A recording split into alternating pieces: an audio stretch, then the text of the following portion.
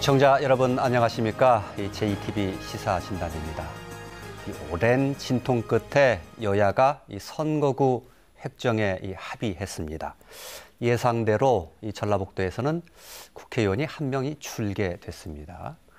또 이에 따라서 선거구별 대진표도 윤곽을 드러내고 있습니다.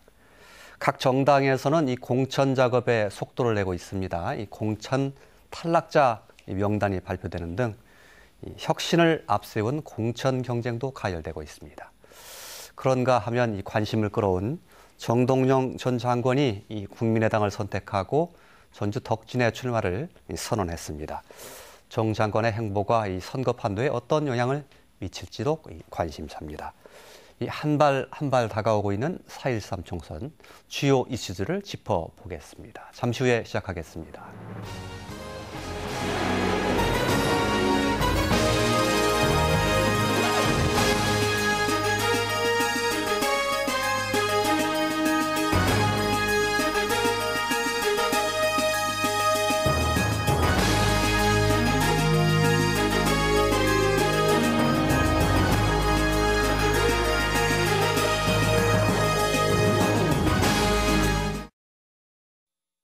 네, JTB 시사진단 오늘은 달아오르는 4.13 총선 그 이슈를 중심으로 진단해 보겠습니다.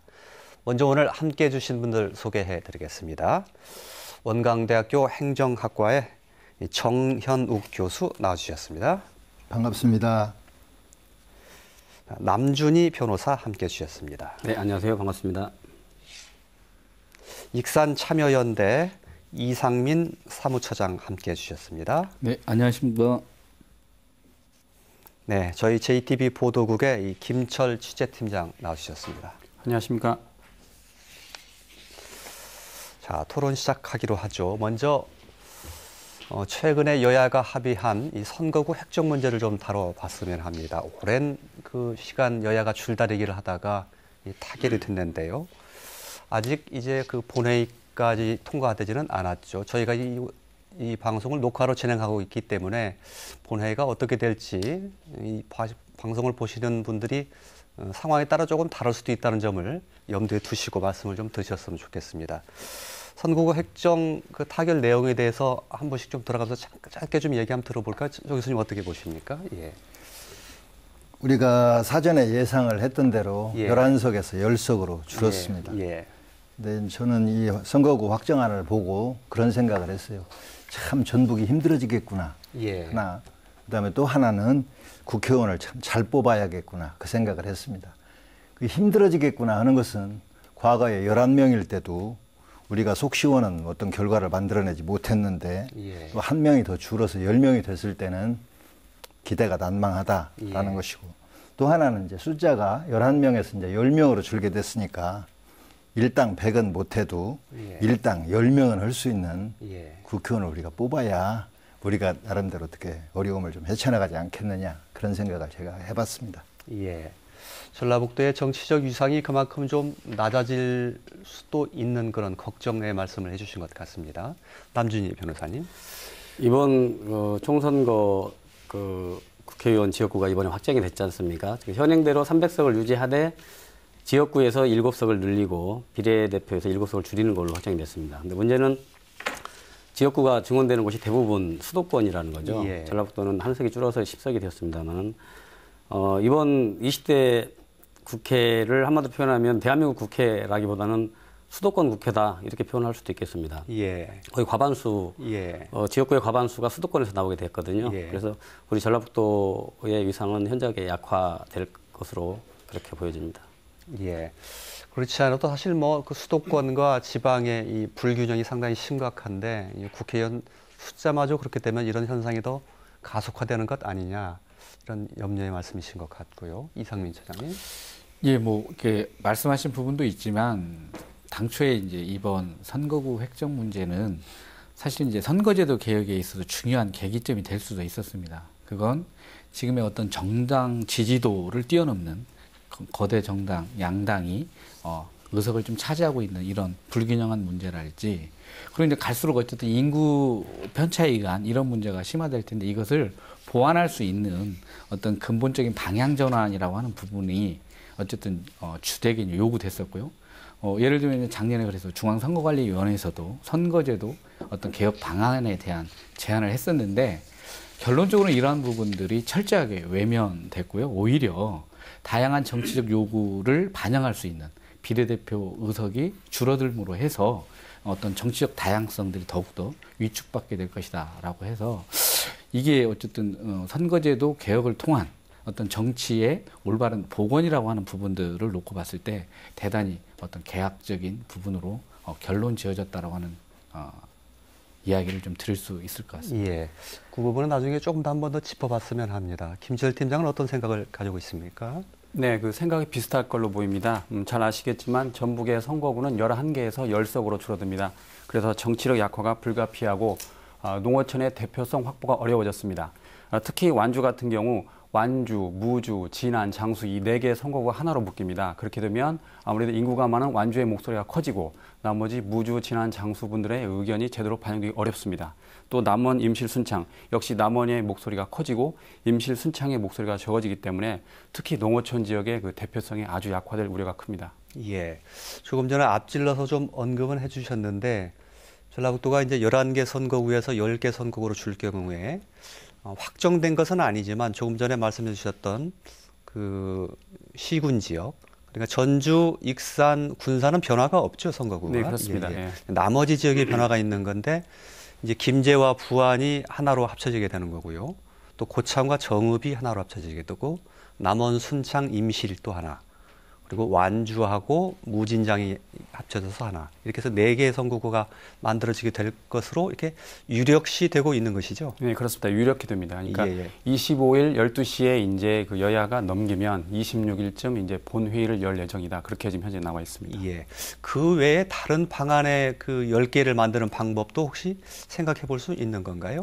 네, 물론 있었습니다. 그러니까 헌법재판소가 그 예. 선거구 획정의 문제를 지적한 게 2004년 10월입니다. 예. 그러니까 그동안 15개월 동안 공전을 펼친 것이죠. 그래서 이제 유권자들 굉장히 실망시켰는데, 당초에 전라북도에서는 11개 선거구가 9석으로 될 수 있다라는 우려도 나왔습니다. 그래서 이제 이후에 좀 이따가 언급할 텐데, 그 과정에서 이제 게리맨더링이 나왔었죠. 그래서 예. 전라북도는 어떻게든지 이걸 유리하게 해야겠다. 그래서 변수가 된 게 김제 완주 선거구였습니다. 예. 그래서 지금 아시다시피 14만에서 28만 명인데, 김제 완주를 더하면 거기는 이제 그 제외가 되거든요. 그래서 이제 그 전북에 그 유리하게, 그러니까 김제 완주를 찢은 거죠. 그래서 예. 김제는 부안에 붙이고 예. 이제 무진장 완주를 묶은 거죠. 그렇게 예. 되면 이제 아까 제가 말씀드렸다시피 완주 같은 경우 그 4개의 지역을 묶어서 문제점은 있지만, 그래도 전북 입장에서는 9개 선거구를 10석으로 늘릴 수 있는 그런 변수가 작용된 거죠. 예. 사실 완주하고 무진장 같은 경우에 약간 좀 지역적인 뭐랄까 동질성 이런 것들이 조금 떨어질 수도 있다. 이런 그 유권자들의 불만도 좀 있을 수도 있는 것 같은데, 그 부분은 좀 어떻게 보시는지요? 근데 이제 가장 이제 선거구를 획정하는데 여러 가지 이제 기준들이 있겠지만, 뭐 어떤 생활권이랄지 또 어떤 그 지역을 관통하는 어떤 문화 뭐 이런 부분들이 작용을 하는데요. 이번 선거구 획정 문제에서는 아까 얘기했던 소지역주의, 그러니까 완주가 너무 큰 인구수를 가지고 있다 보니까 나머지 지역의 어떤 요구들이 좀 배제될 수밖에 없는, 그리고 선거의 당락이 어디 출신이냐라고 하는 이런 문제가 선거에 있어서 중요한 요인으로 좀 작용할 수 있다고 하는 측면 속에서 굉장히 좀 우려가 된다, 이렇게 볼 수 있고요. 생활권이 지금 무진장 같은 경우는 거의 어떤 농촌인데, 완주 같은 경우에는 전주를 둘러싸고 있기 때문에 농촌과 약간 도시에 인접해 있는 어떤 이런 특징들이 있기 때문에 그런 어떤 생활적 내용이랄지 권역의 차이, 이런 부분들을 어떻게 극복할 수 있고 요구를 모아낼 수 있느냐라고 하는 문제가 쉽지는 않을 것 같습니다. 예. 남준희 변호사께서도 이 소지역주가 실제로 지금 아까 말씀 나왔던 대로 선거구가 묶이게 될 경우에 실제로 그 좀 발현이 될 거라고 이렇게 보십니까? 네, 뭐 당연히 발현이 될 거라고 생각이 됩니다. 예.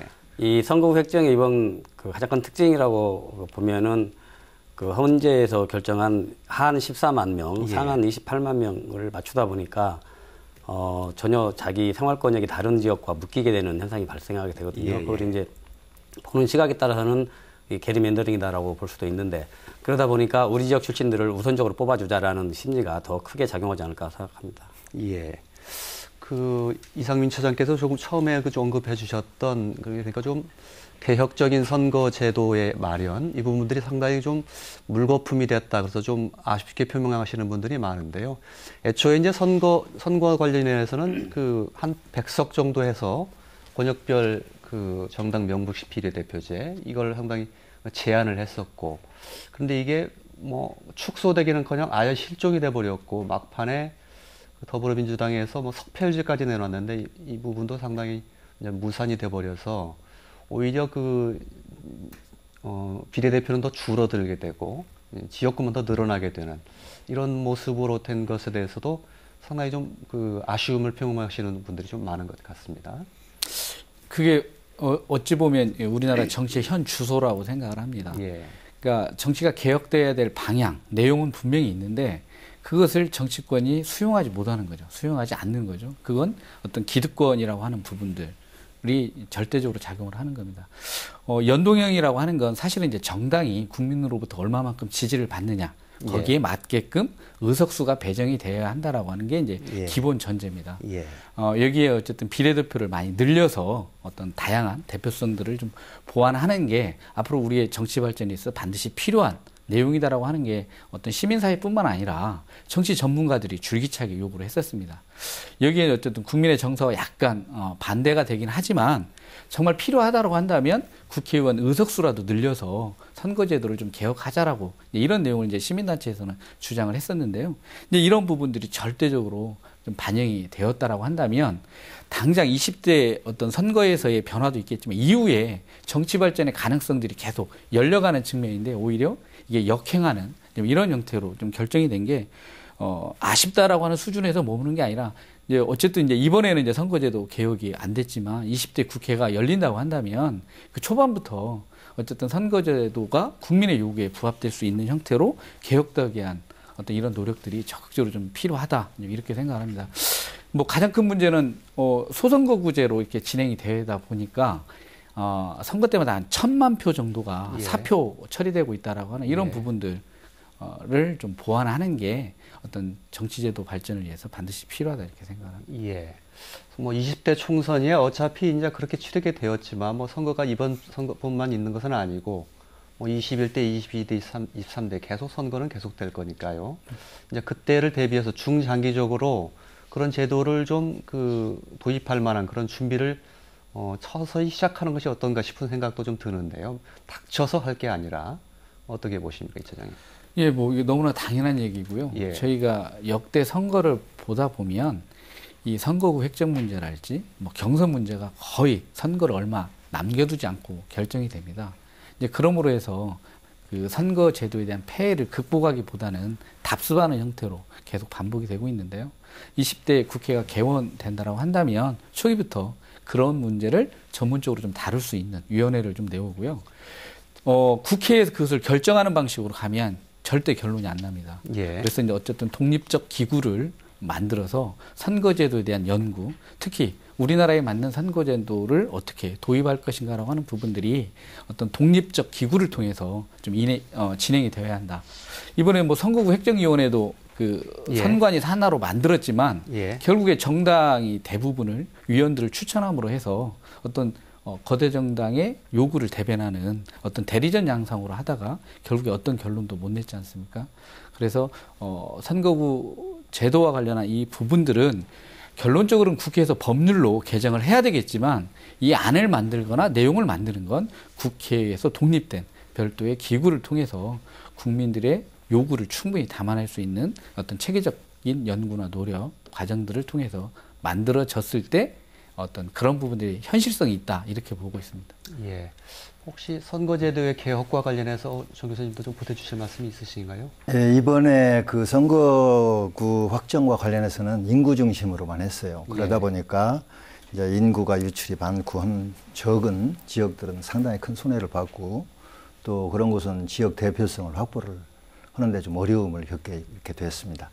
근데 이제 뭐 우리가 꼭 미국의 사례든지 선진 사례들을 가지고 우리를 꼭 벤치마킹을 해야 할 이유는 없지만 미국의 경우 같은 경우는 지역적인 면적, 커버하는 면적 같은 것도 상당히 많이 고려를 하고 있다는 얘기죠. 예를 들면 사우스다코다나 노스다코다, 그다음에 와이오밍 이런 데 같이 북쪽, 서쪽 사이드에 가면 그런 주들은 주 전체 인구가 70만, 80만 밖에 안 됩니다. 상상도 안 되는 거죠. 그런데도 불구하고 어떻게 하냐. 커버하는 범위가 있기 때문에 그 지역적인 범위를 고려를 해서 거기에도 상원 의원을 한 석씩을 배정을 한다는 얘기죠. 그래서 이제 우리가 앞으로 선거구 획정과 관련된 논의를 할 때 인구도 물론 중요한 것도 있지만 커버하는 면적 이것도 좀 상당히 중요한 요인으로 좀 고려를 해야 우리 도농 지역들이 대표성을 잃어버리는 그런 일들이 없지 않을까. 저는 개인적으로 그런 생각을 많이 해봤습니다. 알겠습니다. 제가 김 교수님 말씀에 부연 설명을 드리고 싶은데요. 미국은 양원제를 채택하고 있지 않습니까? 좀 환경이 좀 다르긴 하죠. 하원 의원은 인구 대비로 뽑습니다. 근데 상원 의원은 50개 주에 2명씩 일률적으로 배정합니다. 그래서 100명이죠. 미국 상원 의원 정원이 100명입니다. 그래서 버몬트나 와이오밍 같이 인구 6, 7만 되는 주도 상원 의원이 2명입니다. 그리고 인구가 4천만 명에 육박하는 캘리포니아주도 상원 의원이 2명입니다. 이렇게 지역 대표성을 인정한다는 것이죠. 근데 우리나라는 오로지 인구 비례로 국회의원 정수를 정하다 보니까 수도권 경기도는 60석이 되는 거고 20대 총선의 경우 전라북도는 10석이 되는 이런 불합리한 게 생기는 것이죠. 그런 부분에 대한 지속적인 뭐랄까요 장기 과제 측면에서 좀 고민해야 될 필요가 좀 있는 것 같습니다. 김청 팀장께 또 좀 질문을 드려야 될 것 같은데 이제 그 선거구 획정이 그 아까 말한 대로 10개 선거구로 획정이 됐다고 가정을 하고요. 이제 그동안 예비 후보 등록했던 분들이 있지 않습니까? 이제 그분들 어떻게 다시 예비 후보 등록을 해야 되는 건가요? 고쳐서? 네, 다시 해야 됩니다. 그러니까 이제 가령 이제 김제 부안 같은 경우, 그러니까 기존에는 이제 김제 완주를 했겠죠. 그분들이 다시 가서 선관위 신청을 하면 선관위에서 이제 다시 김제 부안을 하는 거죠. 당시에 이제 선관위는 이렇게 김제 부안이 될 줄 알면서도 어쨌든 현행 그 선거법상에는 김제 완주기 때문에 김제 완주에서 받았던 거죠. 앞으로 이제 다시 해야 됩니다. 그리고 나머지 그 예비 후보자들이 선거구 획정이 이제 본회의를 통과했다고 가정했을 때 뭐 활동할 수 있는 범위라든가 이런 내용들이 좀 달라지는 게 있습니까? 아니면 종전과 같습니까? 뭐 잘 아시겠지만 가령 김제 완주 후보다 그러면 지금 김제 완주에 신청을 하면 김제 완주에서 선거운동을 할 수밖에 없어요. 근데 그 후보자의 관심은 김제와 부안에 가 있는 거죠. 완주는 전혀 관심이 없습니다. 그럼에도 불구하고 그 부안에서 할 수가 없었어요. 현재는 김제 완주기 때문에. 근데 이제 앞으로 그게 바뀌면 이제 김제와 부안에서 추가를 할 수 있는 거죠. 그래서 아까 그 말씀하셨다시피 완주 같은 경우는 후보들이 요즘 그 완주만 간다고 합니다. 왜냐하면 무진장은 가고 싶은데 거기는 이제 선거가 다르니까. 근데 어차피 가도 표가 안 되니까 완주만 공략을 하는 거죠. 그래서 앞으로 이제 완주와 무진장이 하나로 선거가 합쳐지면 이제 무진장에서 할 수 있는 겁니다. 그러니까 뭐 A라는 지역이 뻔히 나의 그 선거구가 될 줄을 뻔히 알면서도 그 활동할 수가 없었던 제약이 있었는데 이제 그 제약이 이제 풀리게 됐다는 그런 말씀이시고요. 한 가지 더 질문 드리면 이 선거구 획정이 이렇게 되면 따라서 이제 뭐 각 당에서의 경선이라든지 또 본선에서의 이 대진표도 좀 어느 정도 윤곽이 상당히 좀 드러난 셈이 됐는데 좀 주목을 좀 받는 그런 그 선거구가 좀 있지요? 어떤 곳인지 좀 전북에서는 아무래도 그 김제 부안 선거구가 가장 큰 주목을 받고 있습니다. 잘 아시다시피 김제는 3선의 최규성 의원, 부안은 역시 3선의 김춘진 의원이 버티고 있습니다. 두 분 모두 3선 의원인데 그 김제 부안이 하나의 선거가 됨으로써 이제 당내 경선에서부터 이제 치열한 경쟁을 펼쳐야 됩니다. 중진간 빅매치가 되겠군요. 네, 그렇습니다. 또 다른 것도 있습니까? 좀 눈여겨볼 때. 이제 그 익산을이 지금 다시 관심을 받고 있는데요. 전정희 의원이 컷오프 20%에 들었고 이제 최종적으로 확정이 될 경우 익산을이 아주 복잡해집니다. 왜냐하면 전정희 의원이 이제 나가면 더민주에서는 지금 대략적으로 전략 공천을 할 가능성이 아주 커 보입니다. 왜냐하면 이미 현재 더민주에서는 예비 후보자 두 분이 계신데 그 두 분의 인지도가 좀 떨어지는 게 아니냐라는 판단이 있거든요. 그래서 실제로 더민주에서는 전략 공천을 할 가능성이 크다고 보는데 전략 공천 대상자로 김병관 웹진 의장이 거론되고 있습니다. 물론 아직 확정된 건 아니지만 그렇게 되면 기존의 두 명의 당내 예비 후보자들이 내가 왜 공천을 신청했는데 공천을 신청하냐는 사람이 당내 전략 공천 오느냐라고 예. 반발할 가능성이 아주 큽니다. 예. 또 한쪽에서는 또 국민의당이 또 복잡해집니다. 왜냐하면 국민의당은 이른바 이삭죽기라고 그러죠. 전정 의원이 괜찮다고 싶으면은 전정 의원을 국민의당으로 영입합니다. 그러면 또 역시 국민의당에서도 기존에 그 공천을 신청했던 예비 후보자들이 반발할 가능성이 아주 큽니다. 예. 전정희 의원을 그래서 뭐 그 공천 탈락자에 대한 얘기는 다음 주제 때 좀 다루기로 하고요. 그 변호사님께서 어떻습니까? 좀 관심이 가는 지역 그 선거구가 있으십니까? 어떤 지역에? 제 생각은 그 무진장 완주 지역하고 김철 말씀하셨지만 김제 부안 선거구가 이번 선거 전라북도에서는 관심이 많이 가지 않을까 싶습니다. 무진장 완주는 왜 그렇습니까? 거기 지금 현역 의원 박민수 의원이 있지 않습니까? 거기는 진안 장수 출신이고요. 거기에 또 진안 출신의 안우영 변호사가 이번에 출사표를 다시 던졌고 리턴 매치를 이루게 됐습니다. 거기다가 이번에 완주 출신의 김정호 변호사가 가세를 했거든요. 이 세 분이 그 같은 고등학교 그 선후배 사이입니다.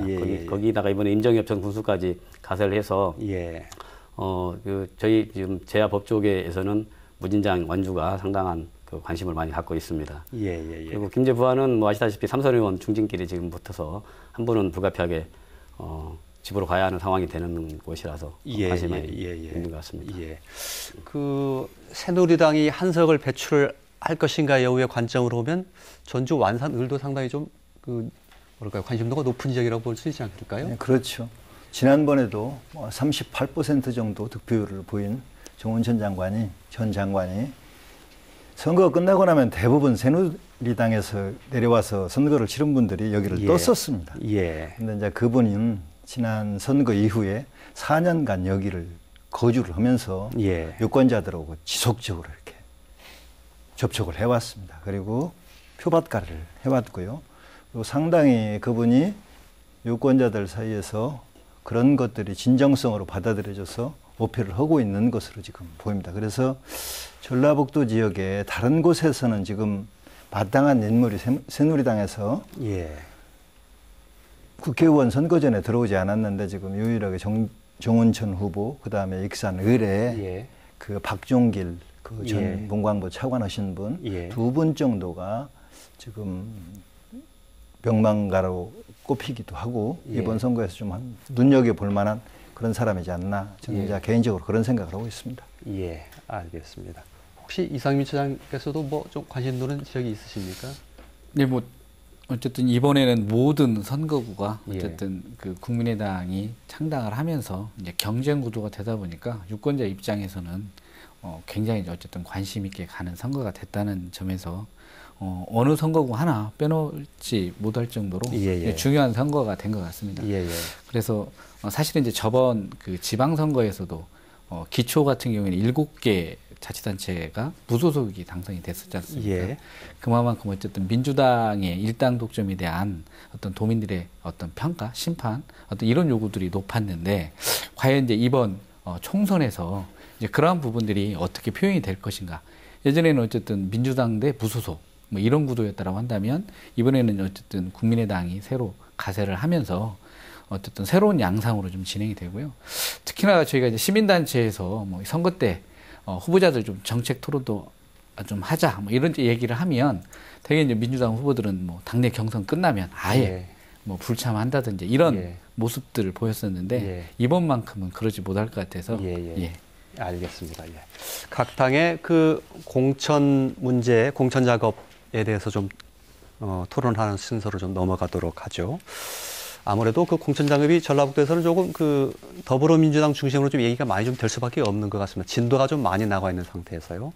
김철 팀장께서 조금 전에 그 익산의 상황을 얘기해 주셨는데 다 보도를 통해서 들으셨듯이 더불어민주당이 이른바 컷오프 공천 배제 대상자 10명 발표했는데 그중에 전라북도에 전정희 현역 국회의원이 포함되어 있어서 상당히 큰 파장을 낳고 있습니다. 일단 전정희 의원은 크게 반발하고 있고요. 김철 팀장께서 소개해 주신 것처럼 일단은 뭐 확정할 수는 없습니다만 영입 케이스로 들어온 김병관 웹젠 이사장이시죠. 예, 예. 그분이 전략 공천될 가능성이 관측이 되고 있다. 예. 이런 정도의 상황으로 놓고 보면 되겠죠. 네, 그렇습니다. 그런데 지금 더불어민주당의 경우에 이번 지금 그 컷오프뿐만 아니라 다음에도 또 현역 물갈이 대상자가 나올 수도 있다는 게 지금 그 당의 얘기 아닙니까? 네, 그렇습니다. 쉽게 말씀드리면 1차 물갈이, 2차 물갈이 이렇게 바뀝니다. 그러니까 1차 물갈이는 현역 의원을 평가해서 하위 20%를 컷오프하는 게 1차 물갈이고요. 예. 2차 물갈이는 3선은 50%, 재선 이하는 30%를 바꾼다라는 게 이제 그 2차 물갈이인데 이른바 그 2차 물갈이 때는 공천관리위원회의 그 가부 투표를 결정을 합니다. 그렇게 되면 아무래도 좀 이렇게 개인적 감정이 들어갈 수 있는 게 아니냐. 1차와 달리 1차는 말 그대로 평가를 했던 거고 2차는 이제 자기들이 판단해서 이분은 아니다라고 해서 가부 투표를 하게 되는 거거든요. 그래서 이제 현역 의원들이 이거 말 그대로 공천 칼바람이다. 그래서 굉장히 긴장하는 걸로 알려져 있습니다. 50%와 30%를 각각 물갈이하는 게 아니라 그 대상자가 그렇다는 그렇죠. 뜻이겠죠. 그렇습니다. 이런 방식의 그 뭐라고 할까요? 그 공천의 뭐 들이대기라고 할까요? 어떻게 평가를 하는 게 좋을까요, 남변호 선생님? 저는 그 현역 의원들이 4년 동안의 의정 활동을 어떻게 했느냐에 대해서는 물론 유권자의 심판도 있어야 되지만 당내에서 평가도 있어야 된다고 생각합니다. 따라서 20%냐 30%냐 이런 정도를 정할 게 아니라 반드시 당내 평가를 거쳐서 그 부적격한 의원들은 컷오프를 시킨다든지 이런 그 제재를 가함으로써 좀 더 의정 활동에 집중할 수 있고 입법 활동을 잘할 수 있는 그런 절차가 필요하다고 생각합니다. 저는 그래서 긍정적으로 생각합니다. 물갈이 작업 자체는 그 부적격자를 걸러낸다는 측면에서 그 좀 긍정적인 측면이 있다 이렇게 보신다는 거군요. 정 교수님 어떻게 보시나요? 저도 우리 남 변호사님하고 같은 의견입니다. 그리고 뭐 약 전체적으로 1차, 2차에 걸쳐서 한 50%에 해당하는 국회의원들이 물갈이 대상이 지금 된다고 그러는데 그건 이제 가이드라인으로 이제 쓰겠다는 것일 것이고요. 50%가 됐든 뭐 30%가 됐든 40%가 됐든 참신한 인재를 발굴하는데 그리고 과거에 의정 활동을 제대로 하지 못한 사람들을 바꾸는데 필요한 것이라면 해야 된다고 생각하고요. 단 그런 공천 물갈이 작업을 하는데 거기에는 엄정한 공정한 잣대는 있어야 한다. 그리고 그 공정한 잣대가 최소한 유권자를 위한 것, 그리고 유권자의 의사를 충분히 반영한 것, 그런 잣대를 가지고 이루어진다면 모든 사람이 거기에 동의를 할 것이고, 그리고 거기에 박수를 보낼 것이라고 저는 생각을 하고 있습니다. 혹시라든지 거기에 뭐 예를 들면 개파적 그 경쟁 요소라든지 이런 것들이 들어가서는 곤란하다 그런 말씀이 포함돼서 하시는 말씀이시죠. 예를 든다 그러면 이번에 표면적으로 발표를 한 것은 엄정한 잣대에 의해서 이루어지겠다고 하면서 내면적으로 만약에 개파들 간에 나눠먹기를 한 사실들이 차후에라도 드러난다든지 하면 어느 정당이 됐든 그 책임이 엄중하게 들어갈 것이라는 거 잘 알고 있을 겁니다. 객관적인 자료에 의해서 컷오프를 해야 되겠죠. 어떤 개파에 따라서 유능한 의원이고 의정활동을 했는데 그냥 개파 의석이 안 맞는다고 그래서 그걸 자른다나 그러면은 유권자들이 용납하지 않는 시대가 됐지 않습니까? 알겠습니다. 그런데 일부에서는 뭐 이렇게 한 20%, 뭐 15%, 30% 정해놓고 기계적으로 물갈이하는 것이 좀 문제가 있지 않느냐 이런 그 의견들도 내놓고 그러기는 하던데요. 이게 어쨌든 저희 정치 문화하고 연관이 있다고 생각을 합니다. 어쨌든 한번 이 정치에 진입하기가 어쨌든 우리의 정치 문화에서는 굉장히 어렵죠. 그러니까 인지도랄지 이런 것들이 현역이 너무 그러니까 신인들이 너무 딸리기 때문에 어떤 현역들을 극복하기에 너무 어려움이 있습니다. 그러다 보면 현역이 어쨌든 공천이랄지 선거 때마다 그런 유리한 위치에서 어떤 선거를 진행하게 되는데요. 이제 그런 부분들을 보완할 수 있는 부분들이 이제 어떤 컷오프라고 하는 이 제도라고 생각을 합니다. 그렇다고 한다면 이 그 평가가 얼마만큼 객관적이고 합리적이냐라고 하는 부분인데요. 이제 그런 부분에 대한 이야기들이 되려면 사실은 어쨌든 의원들의 의정활동 평가에 대한 기준 이런 것들이 뭐 선거 때 다 돼서 우리가 이렇게 평가하겠다 하는 게 아니라 어떤 당에서 미리부터 그런 어떤 평가 기준을 제시를 하고 거기에 걸맞는 어떤 의정 활동들을 촉구하고 독려하는 어떤 이런 과정들을 통해서 기준들이 자꾸만 다듬어지고 객관화돼야 되거든요. 근데 이 선거 딱 닥쳐서 어떤 평가 기준들을 만들고 평가를 한다라고 하면 거기에 어떤 불합리한 부분들이 끼일 수밖에 없다라고 생각을 합니다. 그래서 어떤 이런 평가를 통해서 컷오프하는 건 맞지만 그게 어떤 당의 어떤 운영에 있어서 장기적 관점 속에서 어떤 그런 기준이나 대책들이 마련이 되고 어떤 평가 과정들이 제대로 좀 보장되는 게 좀 필요할 것 같습니다. 뭐 결론적으로는 어쨌든 새로운 어떤 정치 신인의 어떤 등장과 발굴을 위해서 필요한 과정이라고 생각합니다. 예. 김재철 대진장, 더불어민주당의 경우에 경선 일정이 지금 어느 정도 윤곽이 좀 나온 게 있습니까? 어느 정도 스케줄이? 네, 2월 말쯤까지 해서 3월 초부터 지금 경선에 들어갈 걸로 보이는데요. 당초 아시다시피 안심번호제를 도입하려 했습니다. 그런데 선거구 획정 일정이 늦어지면서 그 선관위에서 안심번호에 따른 경선을 할 수 없다라고 해서 결국은 이제 안심번호를 활용한 단순한 여론조사가 될 가능성이 큽니다. 그래서 아마 이번에도 3월 24일부터 후보자 등록을 하는데 한 2, 3일 전쯤에 대해서 가까스로 후보자 공천이 나올 것 같습니다. 예. 안심번호 활용을 하려면 상당히 23일 전인가 통보를 해야 되죠. 그런 규정 때문에 안심번호를 활용할 수 없는 그런 상황이 될 수도 있다. 지금 그런 거 활용할 수 없게 됐습니다. 그러니까 당초 계획은 안심번호를 활용해서 유권자들한테 참여할 뜻을 물어본 뒤에 참여하겠다 그러면 그분들 한데 모아놓고 일종의 토론을 해서 거기서 이제 말 그대로 신인들에게 새로운 얼굴을 알릴 수 있는 기회를 주겠다라는 게 계획이었거든요. 근데 그거를 선관위에서 다 해줄 계획이었습니다. 그러니까 정당에서는 손해볼 수 없는 참 좋은 제도인 거죠. 그런데 문제는 이제 선거 획정이 늦다 보니까 아까 말씀드린 23일에 준비 기간이 안 되니까 선관위가 포기한 겁니다. 근데 정당에서는 그래도 안심번호가 있으면 기존에 이제 예전에는 집 전화를 착신한다든지 그런 문제가 있었지 않습니까? 그래서 안심번호를 하면 그래도 휴대전화를 통해서 젊은 층의 참여를 이끌어낼 수 있기 때문에 정당에서는 안심번호가 그래도 낫다고 보는 겁니다. 그래서 결국은 안심번호를 활용한 여론조사에 그칠 가능성이 큽니다. 안심번호를 활용할 수 없게 되는 상황이라고 말씀하시던가요? 여론조사를 활용할 수 있는 거죠. 여론조사로 안심번호는 활용하지 그거는 못하고요. 이제 아까 말씀드렸다시피 이제 토론 같은 기간이 23일 필요한데 이건 단순한 여론조사니까 단순 여론조사로만 그거는 가능하다고 보는 거죠. 안심번호는 활용할 수 있고요. 그렇습니다. 현재는. 알겠습니다. 국민의당 같은 경우는 아직 지금 여기 진도가 상당히 좀 늦은 편이죠. 그래서 뭐라고 이것저것 국민의당은 아무래도 지금 현재 단이 조직이 제대로 완비가 안 됐습니다. 그래서 국민의당은 당초 안심번호제 플러스 수기 선거인단제 이걸 하기로 했는데 제가 취재해 본 결과 조금 더 시간을 달라. 좀 더 지금 현재 논의 중이다. 그렇게 말하고 있습니다. 새누리당은 지금 현재 공천 면접 심사가 지금 한참 진행되고 있는 것으로 알고 있고 아마 상향식 공천으로 이렇게 하겠다. 국민 경선제 이 방침은 아직 변화가 없는 건가요? 일부 좀 전략 공천이 있는 것은 그렇죠. 김무성 대표 입장에서는 당연히 상향식 공천을 원하겠죠. 본인의 대선 가도를 위해서. 하지만 이제 친박계에서는 전략 공천을 원하고 있습니다. 그게 이제 정권 운영이 아무래도 편하기 때문에. 그래서 이제 이한구 위원장하고 김무성 대표가 워낙 첨예하게 맞서서 현재 새누리당도 상향식 공천제나 전략 공천제 비율을 정하지 못하고 있습니다. 근데 아마 이 지역에서는 그나마 새누리당의 관심도가 떨어지는 이유는 새누리당의 경우는 전북에 현역 의원이 없습니다. 그래서 새누리당은 이 지역에서 큰 관심을 끌지 못하고 있습니다. 알겠습니다. 시청자 여러분들의 이해를 돕기 위해서 김철 팀장으로도 먼저 좀 간략하게 각 당의 공천 방식 그리고 경선 일정에 대해서 좀 간략하게 좀 설명을 드렸는데요. 이 부분에 대한 우리 패널들의 좀 생각을 좀 들어보는 시간을 잠깐 좀 가져보도록 하죠. 어떻습니까? 이상민 차장님, 경선 방식, 경선 일정 어떻게 바라보시는지요?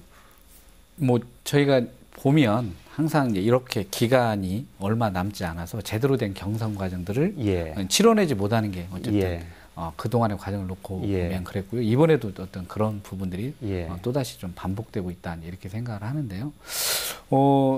저희 같은 경우에는 어쨌든 모든 제도가 완벽할 수는 없습니다.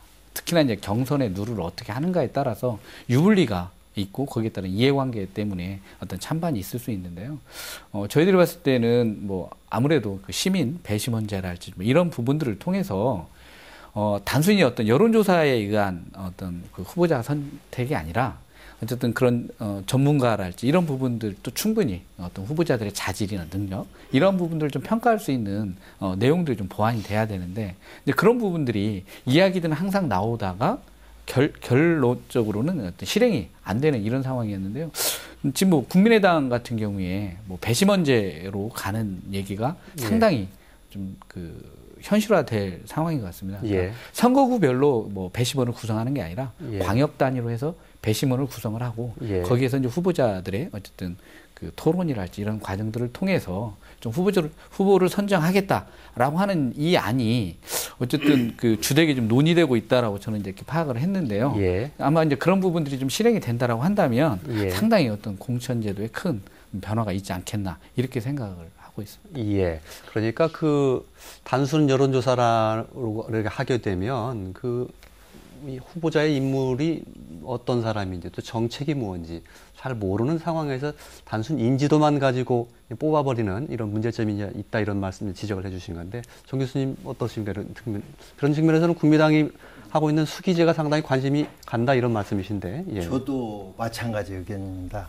그 수구단을 마련을 해가지고 거기에서 나온 의사들이 많이 반영이 되는 쪽으로 그 공천을 하는 과정에 제도 개선이 이루어져야 할 것 같다라는 생각을 해요. 단순 여론조사가 참 겉으로는 좋습니다. 그런데 실제로 그 내용을 들여다본다 그러면 왜곡의 가능성이 많아요. 대부분의 사람들이 선거에 관심이 없다든지 어떤 특정 후보를 지원하는 사람들이 그렇게 안 뜬다든지 하게 되면 그런 전화를 받게 된다면 그냥 전화를 놓아버립니다. 그리고 어떤 사람들이 참여를 하냐, 적극적인 참여자들만 참여를 하게 돼요. 그러다 보니까 그 결과가 크게 왜곡되는 경우가 많이 있어요. 그래서 이제 그건 어쩔 수 없는 현상이니까 그것을 보완하는 방법이 무언가가 대두가 돼야 그 제대로 된 후보자들을 공천을 할 수 있는데 그 방법 중에 하나가 지금 현재 상황에서 우리가 생각해 볼 수 있는 것은 그러니까 국민의당에서 얘기하고 있는 수기단. 수구단을 구성을 해서 해보는 것도 괜찮다. 저는 그런 생각을 갖고 있습니다. 과거에 아마 지금 이제 더불어민주당의 전신에서 아마 지방선거에서 비슷한 제도를 제가 운영했던 것으로 이제 기억을 합니다. 이제 이것도 어떤 사람들을 수기단으로 놓느냐, 심사를 하는 사람들인데 그것도 여러 가지 또 뭐 계파별로 자기 사람을 심는 이런 과정 이런 것이 있다 보니까 또 잡음이 나고 또 이런 경우도 있긴 있더라고요. 이거 어떻게 보십니까, 남 변호사님? 그래서 저는 각 당의 그 경선 방식에 대해서 구체적으로는 알지 못합니다. 다만 예전처럼 당 대표의 의중에 따라서 후보가 결정된다거나 또 전략 공천을 통해서 후보가 결정되는 방식은 바람직하지 않다고 생각합니다. 어차피 국회의원이라는 건 국민이 뽑는 대의민주주의를 실천하는 거지 않습니까? 그렇기 때문에 지역구민의 의사에 따라서 후보를 뽑아야 되는 거는 올바른 방향인 것 같고요. 미국 대선에서 프라이머리니 코커스 같은 방식으로 전체 100% 일반 국민들의 여론조사 방식이든 당원들이 일부 참여하는 방식이든 수기단 방식이든 지역구민들의 의사가 반영되는 후보자의 결정이 반드시 필요하다고 그렇게 생각합니다. 알겠습니다. 그 부분을 좀 말씀드리면 저희가 이제 선거인단이라고 해서 이제 그걸 꾸리는데요. 이제 그게 이제 조직되는 방식에서 놓고 보면 어쨌든 조직력이 큰 현역 후보들이 뭔가 이 전화 착신이랄지 이런 부분들을 통해서 뭔가 이제 그런 부분들의 우위를 좀 장악을 했었는데요. 이번에 이제 안심번호를 통한 모집을 하면 그런 문제를 좀 일부 개선할 수 있다라고 생각을 했는데 그럼에도 불구하고 선거구별로 어쨌든 400명 정도의 선거인단을 구성을 한다는 게 쉽지가 않습니다. 그리고 참여랄지 이런 부분들이 보통 50%를 안 넘거든요. 그래서 이제 이런 부분을 과연 선거구별로 해결할 거냐 아니면 어떤 이 전라북도 예를 들면 이런 광역 차원에서 어떤 그런 선거인단을 구성을 해서 그게 이제 다시 얘기하면 배심원이 되는 거죠. 그래서 거기에는 어떤 여러 가지 직능을 대표하든 분야를 대표하는 이런 어떤 배심원들을 구성을 하고요. 그리고 지역 유권자의 요구를 반영하는 건 어쨌든 안심번호를 활용한 부분적인 여론조사의 내용을 부분 어떤 반영을 한다고 한다면 어떤 자질과 능력에 대한 검증 그리고 어떤 지역 구민들의 요구를 반영하는 예. 이 두 가지가 같이 예. 결합될 수도 있겠다 싶은 예. 생각인데요. 근데 예. 앞에 부분이 주되게 이야기가 되는 건 예. 국민들 눈높이에 함량 미달인 그리고 중앙 정치에 선을 대고 어쨌든 개파 정치에 의한 어떤 알겠습니다. 이런 과정으로 이 후보자가 선정이 되다 보니까 예. 그런 문제에 대한 극복 방법으로 계속 이야기가 되는 것 같습니다. 예, 그리고 알겠습니다. 아쉽게도 참고로 말씀드리면 수기 선거인 제도가 실현될 가능성 크지 않습니다. 예. 왜냐하면 비용 문제도 있고 과연 예. 누구를 참여시키느냐도 있고 예. 그래서 선관위가 우리가 하겠다, 우리한테 맡겨달라 했던 거거든요. 예. 근데 결국에 안 되지 않습니까? 예. 그러면 각 정당이 해야 되는데 현재로서는 가능성이 높지 않습니다. 예, 알겠습니다. 조금 전에 김철 팀장께서 더불어민주당의 이제 1차 컷오프 외에 추가로 더 현역 의원이 탈락할 가능성이 있다 이런 말씀해 주셨는데 만약에 그렇게 될 경우에 이 지역에서 상당히 경쟁 구도를 벌이고 있는 국민의당의 입당을 떨어진 당사자들이 입당할 가능성이 없다고는 못 보겠죠. 가능성 있다고 봐야 됩니다. 예, 예, 예, 예. 예. 왜냐하면 잘 아시다시피 현재 국민의당은 17석으로서 교섭단체에 3석이 모자랍니다. 그러면 3석만 더 얻으면 국고보조금을 수십억을 더 받을 수 있거든요. 예. 그러면 결국 국민의당 입장에서는 아무래도 추가 영입할 가능성이 큰데 예. 이제 논란이 있는 거죠. 예. 과연 우리가 이런 분들을 영입시켜야 되냐 마느냐. 예. 그래서 이제 일부에서는 평가 결과 좀 억울하게 떨어진 분들 예. 그런 분들은 좀 해야 되는 거 아니냐라는 예. 의견이 좀 우세적입니다. 예, 국민의당으로서도 상당히 그 대목은 고민스러운 대목일 수 있겠습니다. 그렇죠. 고민스럽죠. 예. 그러니까 이쪽에서 평가 결과가 나와버렸는데 예. 이미 자질이 없는 사람이라는 이야기잖아요. 그 이야기가 결국은. 예. 근데 그 사람을 어떤 명분을 붙여가고 데려온다는 것은 예. 새정치한다는 사람들한테는 엄청난 큰 타격이죠. 예. 그것도 이제 그 사람들이 계산을 해보겠지요. 예. 그 사람들을 영입하는 것도 교섭단체를 꾸렸을 때 2.5고 대차대조표를 맞춰봐가지고 그게 만약에 더 남는 장사다 하면 할 것이고 예. 그렇지 않으면 뭐 영입 이 순간에서 얼마나 많이 적극적으로 달라들겠습니까? 예. 저는 그런 생각입니다. 예, 알겠습니다. 한 가지 주제 더 하고 좀 토론을 좀 마무리를 짓죠. 얼마 전이죠. 정동연 전 통일부 장관이 이 국민의당을 선택을 했습니다. 그리고 전주 덕진에 출마하겠다 출사표를 던졌는데요. 정동연 전 장관의 개인뿐 아니라 이 정동연 장관이 이 전라북도에서 가지고 있는 정치적 위치가 위상이 있기 때문에 이게 얼마나 선거 판도에 영향을 줄 것이냐 이 상당히 관심거리인데요. 좀 궁금합니다. 남준희 변호사님은 어떻게 생각하십니까? 정동영 장관이 덕진에 이제 출마를 하겠다고 그래서 고등학교, 대학교 후배인 김성주 현역 의원하고 좀 본선에서 붙을 가능성이 지금 많아졌는데요.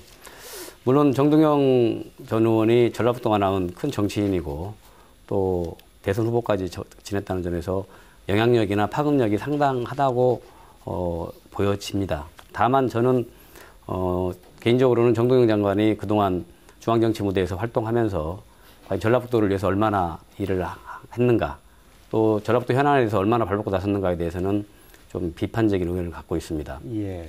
국민의당에 입당함으로써 국민의당 전체 인지도가 전라북도에서 위상이 제고되고 높아질 수는 있겠지만 그것이 총선에서 국민의당 후보를 반드시 당선시킨다, 뭐 이런 것까지 가는 것은 논리의 비약이 아닌가 그런 생각을 하고 있습니다. 예, 영향력이 있긴 있겠지만 뭐 당락을 뒤집을 만큼의 영향력은 아닐 것이다. 네, 예, 예. 그렇게 또 돼야 된다고 생각합니다. 예, 예. 다른 분들 생각은 어떠십니까? 저도 우리 남 변호사님하고 정확하게 의견을 같이 하고 있습니다. 예. 저도 뭐 제1야당 대통령 후보를 하셨던 분이잖아요. 예.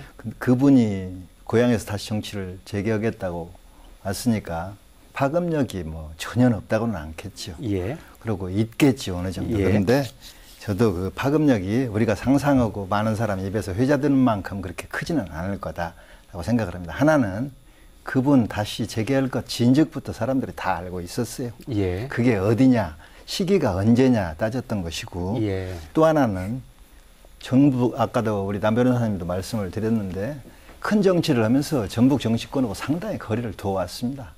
그래서 이제 그런 의문들도 사람들이 제기를 하는 거예요. 뭘 했냐, 전북을 위해서라는 이야기가 있을 수 있고, 예. 그 다음에 이번에 또 정치 재개를 덕진에서 하겠다고 하면서 내놓은 그 변명도 정당화도 상당히 궁박한 것이었습니다. 예.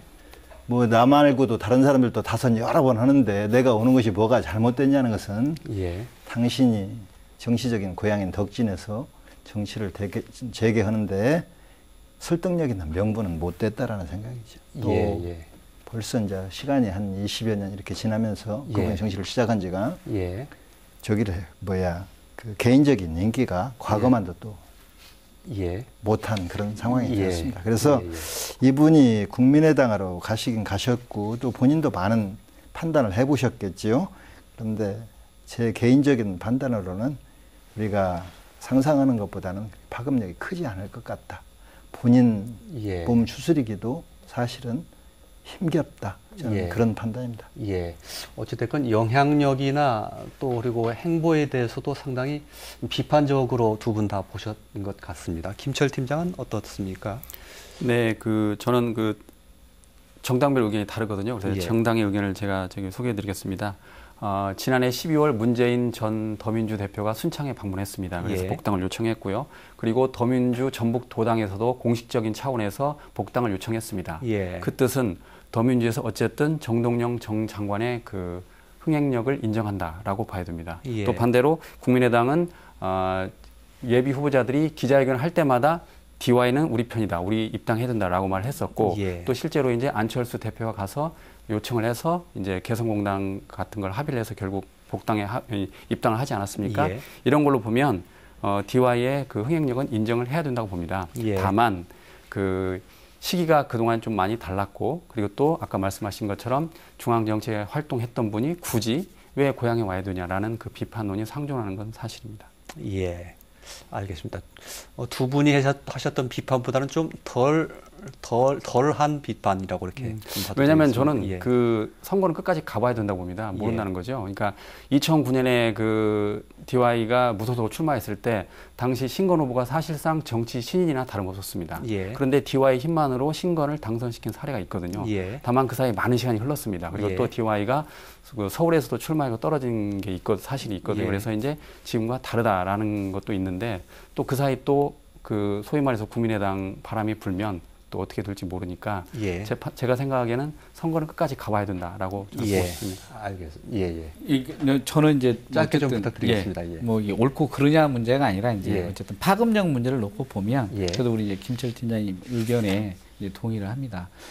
특히나 이제 국민의당 입장에 놓고 보면 어쨌든 중도 뭐 합리를 이렇게 표방을 했지만 전국적 의제랄지 이런 내용에서 상당히 좀 보수화되는 이런 부분들을 정경동 전 장관이 입당을 하면서 예. 그런 부분에 대한 어떤 그 효과가 좀 있을 것 같고요. 예. 아무래도 어쨌든 그 비중 있는 정치인이 출마를 함으로 해서 어떤 국민의당 전체적인 부분에서 어쨌든 지금보다는 어쨌든 힘이 실리는데 거기에 대한 이제 파급력 정도는 사실 이제 선거 결과를 나와야 판단할 수 있는 문제이긴 할 것 같습니다. 예, 알겠습니다. 자, 시간이 거의 다 돼서 토론을 좀 정리를 해야 될 것 같은데요. 마무리 말씀 한 번씩 듣겠습니다. 이렇게 좀 이 질문에 좀 답을 주시면서 마무리 말씀을 해주시면 이제 어떨까 싶은데요. 유권자들이 이번 총선을 바라볼 때 이 선택의 기준을 무엇으로 삼아야 될까? 여러 가지 뭐 측면이 있겠습니다만 일단 정치적인 측면을 보면 정부 여당을 뭐 심판해야 된다는 심판론도 있고요. 이 지역에서는 기득권을 누린 더불어민주당을 좀 심판해야 된다는 사람들도 있고요. 또 야권 분열을 초래한 국민의당을 심판해야 되는 사람들도 있는 것 같습니다. 어쨌든 사람마다 시간이 다 다를 텐데 어떤 관점에서 바라보는 것이 좋을지 한 말씀, 조언의 말씀씩 해주시면서 이 토론을 좀 정리를 했으면 어떨까 싶습니다. 김철 팀장께 먼저 기회를 드리겠습니다. 3, 40초 좀 정리해 주시죠. 네. 선거는 어쨌든 저는 그 정책과 인물로 판단해야 된다라고 봅니다. 예. 이 지역에서 지나치게 더민주가 오랫동안 독주를 했는데, 그런 비판 속에서도 이제 유권자들이 현명한 판단을 해야 된다고 생각하는데요. 다만 아쉬운 거는 이 전라북도 같은 경우는 그동안 지나치게 더민주의 독주 양상이 너무 심했습니다. 예. 충북 같은 경우는 7석인데 4석, 3석으로 나뉘었습니다. 그래서 이 4석, 3석으로 나뉘어서 국가예산 따는데도 공무원들이 훨씬 낫다라는 이야기를 하거든요. 그래서 예. 제가 판단은 결국 유권자들이 현명하게 판단하셔야 된다라고 생각합니다. 예, 알겠습니다. 이상민 처장님. 예, 뭐 저는 어쨌든 이번 선거 제대로 한번 유권자들이 즐겼으면 좋겠다고 생각을 합니다. 어쨌든 정당 간의 경쟁이라고 하는 부분들이 그동안 없었던 새로운 선거이기 때문에요. 물론 정책과 인물로 가야 되겠지만 전라북도의 어떤 정치 발전을 위해서는 이러한 경쟁적 정치 환경들이 반드시 좀 필요하다고 보고요. 이번 과정을 통해서 정말 민주당도 크게 어쨌든 그동안 안주했던 부분들이 혁신할 수 있는 그러한 인물과 내용으로 승부하고요. 국민의당도 정말 새롭게 어쨌든 야당으로서의 자기 역할들을 한다고 한다면 거기에 걸맞는 어떤 그 혁신적인 그런 모습으로 도민들에게 좀 다가가야 한다는 생각을 합니다. 어떤 그런 과정들을 통해서 정말 지역 정치가 발전할 수 있는 어떤 이런 총선이 될 걸로 좀 기대하고 있습니다. 예, 남 변호사님. 그 예전에 어떤 그 공직 경험이 다양한 분에게 기자들이 그런 질문을 했던 게 기억이 납니다. 장관도 하고 국무총리도 하고 국회의원도 했는데 어떤 게 가장 좋았느냐 그랬더니 당연히 국회의원이 제일 좋았다 이렇게 얘기를 했었거든요. 일반직 공무원들은 그 하루 결근하면 징계 대상이 될 수 있습니다. 근데 국회의원들은 본회의에 출석을 30일 동안 안 해도 누가 징계하지 않습니다. 이게 우리나라 국회의원의 현실입니다. 똑같은 공무원들입니다. 다만 그 사람들은 국민이 직접 선택했던 선출직 공무원이라는 것 때문에 그런 지금 특권을 누리고 있는데 저는 이번 선거에서 반드시 고려해야 될 게 그 성실하게 의정 활동을 하느냐 그리고 국회의원이라는 그런 직위 그 특권에 대해서 그 탐닉하는 사람보다는 지역에 진심으로 봉사하는 그런 사람을 반드시 뽑아야 되지 않을까 그렇게 생각합니다. 예. 교수님?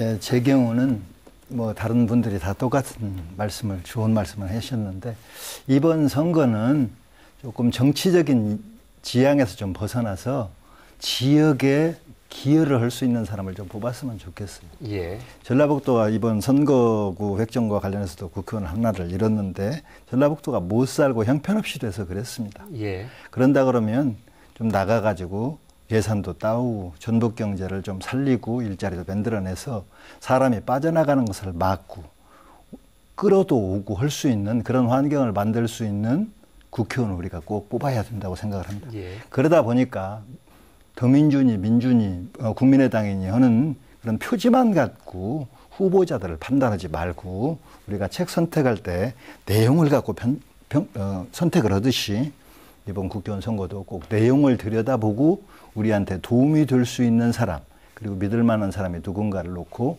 그 사람을 국회의원으로 뽑았으면 좋겠다라는 생각입니다. 예, 알겠습니다.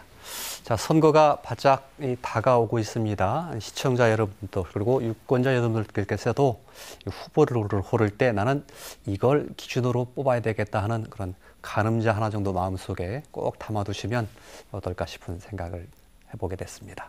오늘 토론 모두 마치겠습니다. 함께해 주신 시청자 여러분 대단히 고맙습니다.